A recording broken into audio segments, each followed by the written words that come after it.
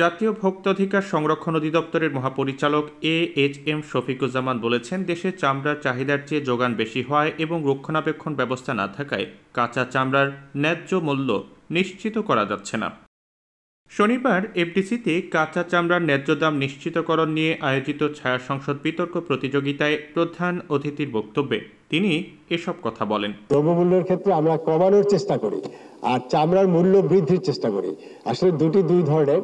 তো চামড়ার মূল্য বৃদ্ধির ক্ষেত্রে আমি মনে করি যে ওই যে মেজারগুলো যতক্ষণে না নেওয়া যাবে ততক্ষণে আসলে এই এত চামড়া এটি আসলে মানে কখনই আমরা এটি মূল্য পাবো না। বিশেষ করে আমাদের ডোমেস্টিক কনজাম্পশন, টোটাল আমাদের যে প্রোডাকশন তার মধ্যে আমাদের ডোমেস্টিক কনজাম্পশন হলো মাত্র 2 মিলিয়ন, 20 লক্ষ চামড়া আমাদের ডোমেস্টিক কনজাম্পশন সারা বছরব্যাপী, যেখানে আমাদের 20 মিলিয়ন মানে 2 কোটি পিস চামড়া, তার মধ্যে আমাদের মাত্র 20 লক্ষ পিস চামড়া আমাদের দেশে লাগে। এ সময় ভোক্তা ডিজি বলেন, পরিবেশ সুরক্ষার যে লক্ষ্য নিয়ে হাজারীবাগ থেকে সাভারে ট্যানারি স্থানান্তর করা হয়েছে, পোস্তগোলায় চামড়া প্রক্রিয়াকরণ অব্যাহত থাকায় সেই লক্ষ্য বাস্তবায়িত হয়নি।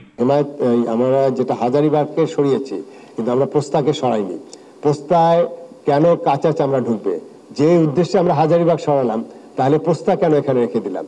এবং সেখানে কিন্তু একটা টোটাল ঢাকা সিটির মধ্যে এই পোস্তার কারণে কিন্তু ওখানে কিন্তু পরিবেশ দূষণ হচ্ছে, তাহলে তো হাজারীবাগের উদ্দেশ্য তো বাস্তবায়ন হচ্ছে না। এই জায়গাটা আমি জোর দাবি রাখছি যে পোস্তা থেকে আমাদের এই চামড়ার আড়তগুলো প্রয়োজনে সাভারের না হলেও আমাদের বেরিবাদ আছে, যেটা ঢাকার বাইরে যেসব জায়গাগুলো আছে সেখানে শিফট করা খুব জরুরি হয়ে গেছে। এদিন সভাপতির বক্তব্যে ডিবেট ফর ডেমোক্রেসির চেয়ারম্যান হাসান আহমেদ চৌধুরী কিরণ বলেন, চামড়ার বাজার নিয়ন্ত্রণে কোনো সিন্ডিকেট আছে কিনা তা গোয়েন্দা সংস্থার মাধ্যমে খতিয়ে দেখা দরকার।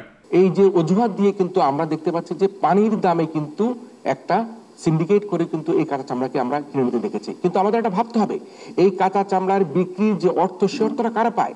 কাঁচা চামড়ার বিক্রিত অর্থটা সেই হতদরিদ্র, এতিম, গরিব মানুষগুলো শুধু কাঁচা চামড়ার সেই অর্থ তারা পেয়ে থাকে। আজকে আমরা এই গত 7-8-10 বছর থেকে দেখতে পাচ্ছি গরিবের হক কারা মেরে খাচ্ছে। কি কারণের জন্য? গরিবরা, এতিমরা, এই দুঃখী মানুষরা এই চামড়ার বিকৃত প্রাপ্য অর্থ তারা পাচ্ছে না, সেটি কিন্তু আমাদেরকে এখন ভাবতে হবে। ডিবেট ফর ডেমোক্রেসির আয়োজনে কাঁচা চামড়ার ন্যায্য দাম নিয়ে আয়োজিত ছায়া সংসদে প্রাইম ইউনিভার্সিটির বিতার্কিকদের পরাজিত করে আমেরিকান ইন্টারন্যাশনাল ইউনিভার্সিটি বাংলাদেশের বিতার্কিকরা বিজয়ী হয়।